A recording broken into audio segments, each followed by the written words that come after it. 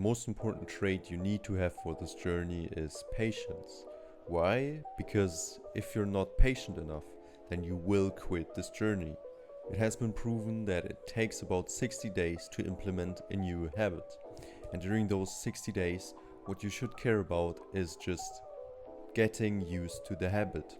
And you shouldn't really care about how much you do the habit. So for example, if you want to start reading, you shouldn't just start off by reading 10 pages every day or like read for 1 hour every day. You should just start by reading 10 minutes or reading 5 minutes or reading 1 page every day. And then you can, after those 60 days, you can slowly start to increase the amount of time you spend on the good habit. But you don't necessarily need to spend more time on a habit to get more progress, because you've probably heard of the saying, you do more by doing less. And for example, most students I know of, they study like 6 hours or 12 hours straight, and in the end they will still write a worse exam than me, who studies like 30 minutes to an hour. The reason for that is because I study in a flow state for 1 hour, while they study for 6 or 8 or even 12 hours in a row, while they're like distracted most of the time. And by the way, the best habit you can build is thinking in silence, and it doesn't matter about what. It can be about your life, about your journey, about your goals, just thinking in silence without any noise. And then there's also this thing called progressive overload. You use it, for example, in the gym. Because let's say there are two guys who both have the same goal and they both start at the same time in the gym. They both want to bench, let's say, 70 kilos. One guy gets to the gym each day and just tries to bench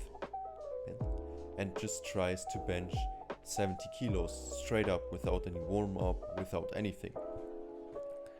And the other guy, he starts off with benching just the bar, and then each week he increases the amount he benches by 1 kilo. Now, after like a year or two, the guy who just tries to bench the 70 kilos each day, he will still be at step 0. He will still have made no progress, while the guy who has been progressively overloading is way closer, if not already at the goal. And you can do the opposite for quitting your bad habits, and that's what I call progressively deloading. So let's say you play video games 30 times a month, so every day, and you want to decrease the amount of time you play video games. And then you set a long-term goal. For example, in 12 months I want to maybe play video games once or twice a week. And then what you do is each month you just decrease the amount of times you play by 1 or 2.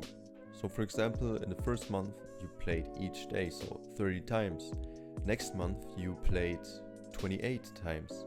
And then the month after that 27 or maybe even 26. And slowly over the time you quit the bad habit. And the thing that most people do wrong is they do the bad habit every single day, and then the next day they completely try to quit the bad habit.